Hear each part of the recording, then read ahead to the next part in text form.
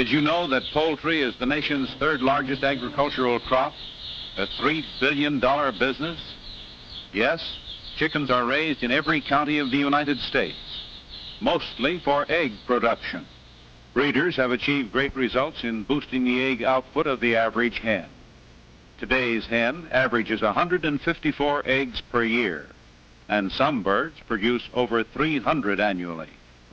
But with this emphasis on egg production, poultry meat has been more or less a byproduct of the industry.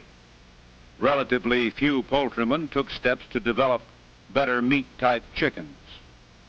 During World War II, the industry reaped new gains with the shortage of red meat. Growers were pressed to supply the demand for top-quality chickens suitable for roasting oven or frying pan. Say, that makes me hungry. At the end of the war, poultry leaders were convinced that the industry would have difficulty maintaining its wartime gains. As one solution, the A&P food stores, the nation's largest poultry retailers, offered to sponsor a contest for the development of superior meat-type chickens. A national committee was full of the program, the Chicken of Tomorrow, a broad-breasted bird with bigger drumsticks, plumper thighs, and layers of white meat like the wax model on the right.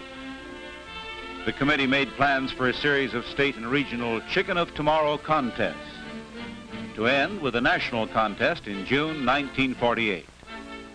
A&P offered $10,000 in cash prizes, $5,000 for the national champion.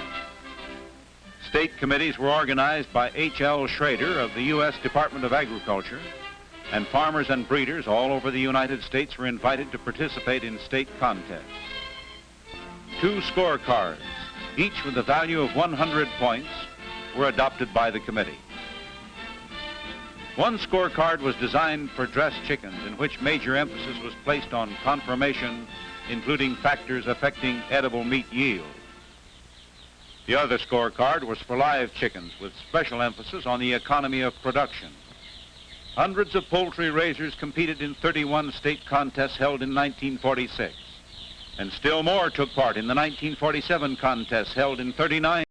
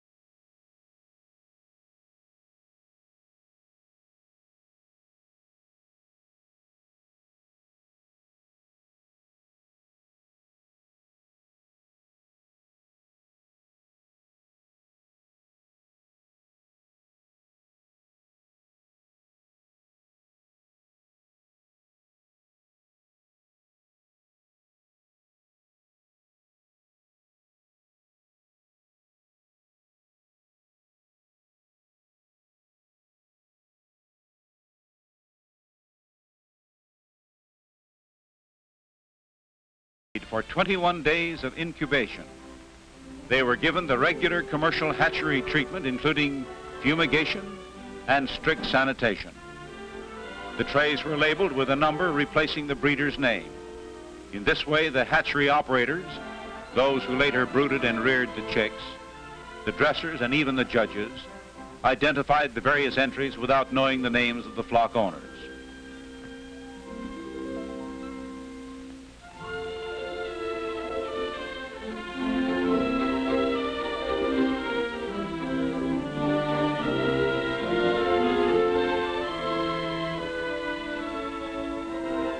Once inside the incubators, the trays were automatically turned every 3 or 4 hours, the usual precaution to prevent the embryo from adhering to the shell. The temperature was thermostatically controlled and checked constantly throughout the incubation period by plant personnel. Humidity also was carefully regulated. 18 days later, the eggs were removed from the incubators and transferred to larger hatching trays. These were placed in hatchers for the final 3 days of incubation.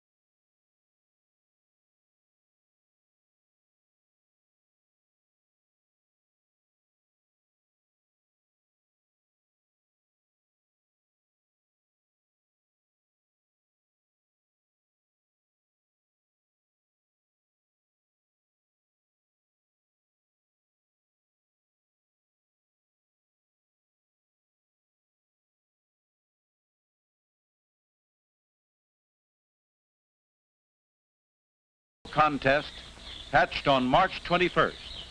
Of the 12 different breeds and crosses, New Hampshires and White Plymouth Rocks predominated. Each of the 2 breeds was represented by a dozen flocks. A minimum hatch of 400 strong, healthy chicks was required from each entry. Poultry leaders praised the hatching results. A New Hampshire flock entered by the Shenandoah Commercial Hatchery, Maurertown, Virginia, led all other entries with a hatch of over 87%. White Rock flocks averaged 74%, and 1 flock of dark Cornish hatched over 73%.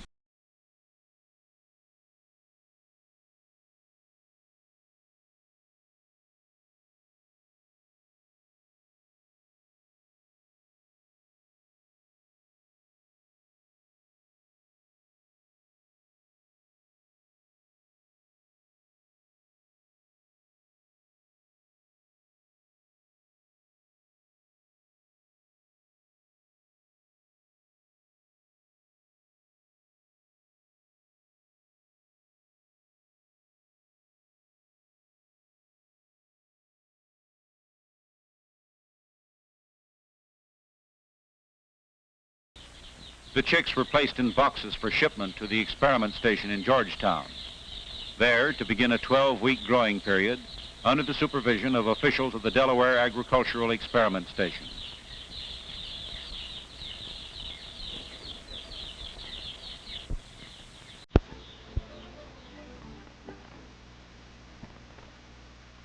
At Georgetown, the flocks were assigned to special pens and were housed in 2 parallel buildings. 4 boxes, 100 birds in each, went into each of the 40 pens, measuring 15 by 20 feet. Peanut shells were used for litter, and in each pen, a coal-burning brooder stove provided the necessary warmth.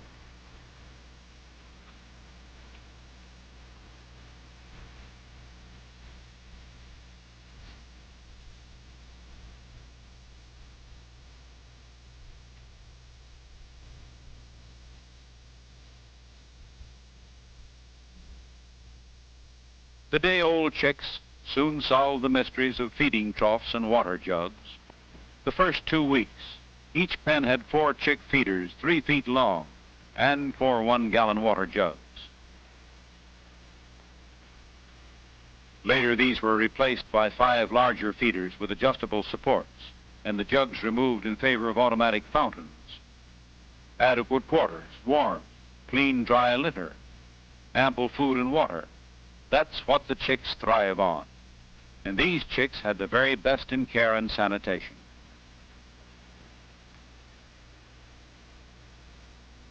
On warm days, the chicks need plenty of ventilation.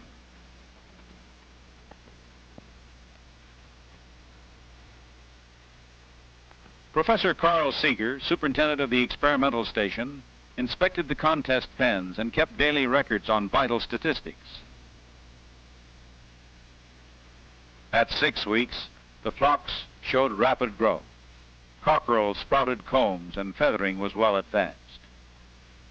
The feed was a special mash formula prepared by the American Feed Manufacturers Association. It conformed to usual commercial standards containing a minimum of 20% protein, 3.5% fat, and a maximum of 7% fiber. No whole grain or pellets were used. Feed was kept before the birds at all times. It was weighed and records kept on each flock's consumption. This ranged from a high of 4,479 pounds in one pen to a low of 3,775 pounds. There was no lapse in the attention given to the birds, and at the close of the growing period of 12 weeks and 2 days, the chicks were ready for shipment to the processing plant. Mortality for the entire period was under 7%. Remarkable considering the epidemic of poultry diseases that swept through the 40 flocks. Newcastle coccidiosis, an infectious bronchitis, took the greatest toll. Professor Seeger estimated that Newcastle alone set the birds back 2 weeks. Shenandoah Commercial Hatchery, whose New Hampshires had the best hatchability record, also had the least mortality, losing only 1.5% of the flock.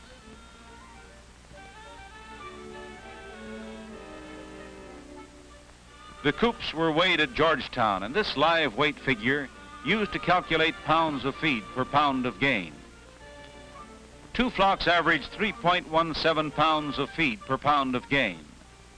California Cornish New Hampshires entered by the Van Tress Hatchery of Marysville, California, were tops in live weight, averaging 3.57 pounds, and some weighed close to 5 pounds.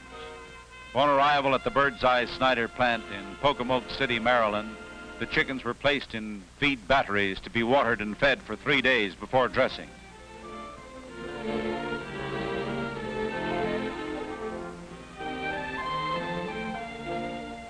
The regular battery diet was given to the birds, and on Monday, June 21, each lot was dressed separately, cooled and ready for judging. Every 6th bird selected as a judge's sample and rated for meat characteristics. Uniformity of size, pin feathers, skin texture, conformation, and other factors affecting edible meat yield. 12 birds from each of the samples were packed for display purposes. Others went on the eviscerating line. The carcasses were thoroughly washed, prepared ready to cook, and subjected to government inspection. Judging of the dressed birds was completed at Pocomoke, and the score of each flock, combined with figures from the live bird scorecard, determined the contest results.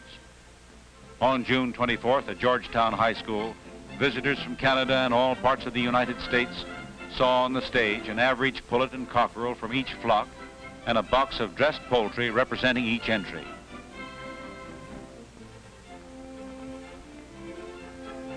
Sharing in the prize money, dressed white rocks representing Mrs. H.W. Linhart of Chillicothe, Missouri, had the best skin texture, the least dark meat, and the best covering of fat. New Hampshires, entered by Schenck Hatchery, Harrisonburg, Virginia, showed the best feathering, and white rocks from the Shalbina Hatchery, Shalbina, Missouri, were tops in uniformity of size. Clyde Cleveland of Blodgett, Oregon, scored first in uniformity of type and color with his New Hampshires. As a supplementary attraction to the program, the Delmarva Chicken of Tomorrow Queen, Nancy McGee of Berlin, Maryland. She and her attendants rode in the mammoth parade in Georgetown, sponsored by the Delmarva broiler industry. Everyone joining in the festival spirit. And who wouldn't? The Van Tress brothers, Charles and Kenneth, had a double reason to celebrate. Their flock, which scored 159 and 87 1/100th points out of a possible 200, was first in both feed efficiency and live weight. tops in economy of production and second in the dressed bird scorecard. The birds were developed by crossing red Cornish males on straight New Hampshire females. The Chicken of Tomorrow contest has turned the spotlight on meat production, and poultrymen cite the many benefits derived from the 3-year program. In the words of Dewey Termolen, chief of the poultry branch of the U.S. Department of Agriculture, the success of the contest proves conclusively that it is possible to breed chickens with superior meat-type characteristics. He predicted widespread production of superior meat-type chickens within the next few years. The National Committee was so enthused with the results that it requested the A&P to sponsor another 3-year program. The committee has drafted plans for state contests to be held in 1949 and 1950. A series of regional contests also in 1950, and another national contest in 1951. Today, a California Cornish New Hampshire leads the field. What will tomorrow's meat-type champion be? The 1951 Chicken of Tomorrow contest will provide the answer. Even today, housewives are enjoying improved meat-type chickens. They sure make wonderful eating. Yes, sir. Make mine chicken. Chicken of Tomorrow, that is.